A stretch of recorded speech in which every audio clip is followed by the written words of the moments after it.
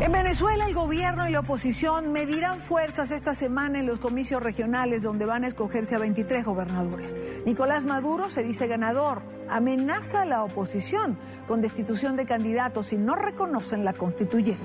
Nicole Colter, de NTN 24 en Caracas, tiene el informe. Las elecciones de 23 gobernadores se celebrarán este domingo luego de casi un año de retraso. Pese a que Venezuela se encuentra sumergido en una profunda crisis económica y social, el presidente Nicolás Maduro, quien tiene una popularidad de 23% según la firma Data Analysis, pronostica una victoria contundente. Corremos el riesgo de ganar todas las gobernaciones, las 23.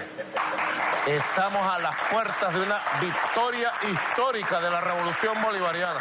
La oposición acude este domingo 15 de octubre a la contienda luego de haber denunciado fraude con la instalación de la constituyente madurista. Esta vez la disidencia llama a votar a pesar de acusar al Consejo Nacional Electoral de servir al presidente Nicolás Maduro y colocar obstáculos en el camino. Señala que participando también es una forma de protesta que no abandonarán.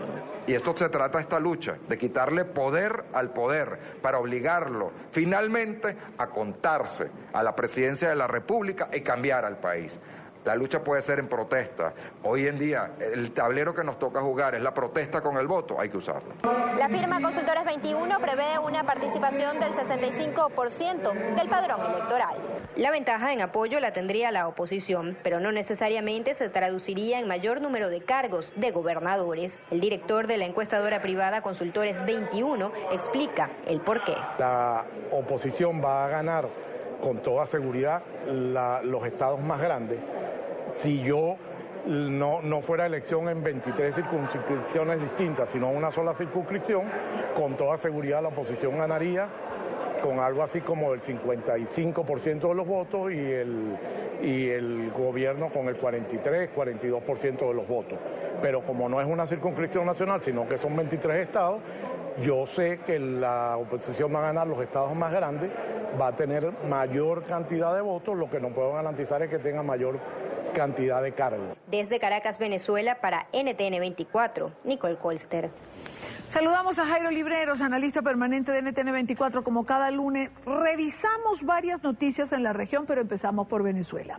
Finalmente llegamos al proceso electoral. La comunidad internacional no estuvo muy de acuerdo.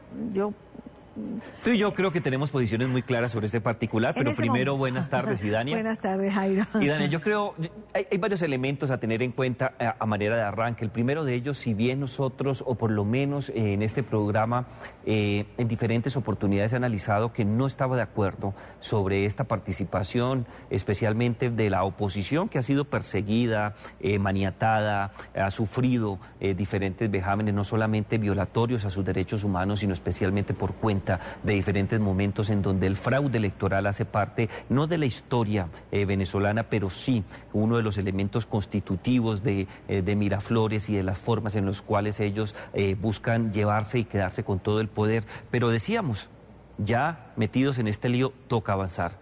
Y el avance de pronto puede tener algunos resultados interesantes. Siempre va a pesar aquello del año 2005, cuando por una decisión contradictoria o no se presentaron, dejaron un vacío de poder. Y yo creo que en cierta medida algunos sectores muy importantes de la oposición democrática consideran que no se puede repetir la historia. Sí, no se pueden dejar espacios vacíos. Además, así se ganó la Asamblea Nacional Venezolana. Ahora, hay temor al fraude, siempre hay. Sí, en cualquier lado. La comunidad internacional, por ejemplo, el Grupo de Lima, como se conoce a los cancilleres, ha pedido transparencia al gobierno de Nicolás Maduro, ha pedido garantías para este proceso electoral. Hasta este momento las ventajas de siempre de candidatos oficialistas. Escuchábamos a Nicolás Maduro decir que se corría el riesgo de ganar las 23 gobernaciones. Y uno se pregunta, ¿con 21% de aceptación? No. Es imposible que tener en cuenta que donde se llega a dar un resultado de ese punto de vista, el nivel de fraude pues alcanzaría cotas superiores a lo que ocurrió en su momento cuando se eligieron los delegatarios de la Asamblea Nacional Constituyente.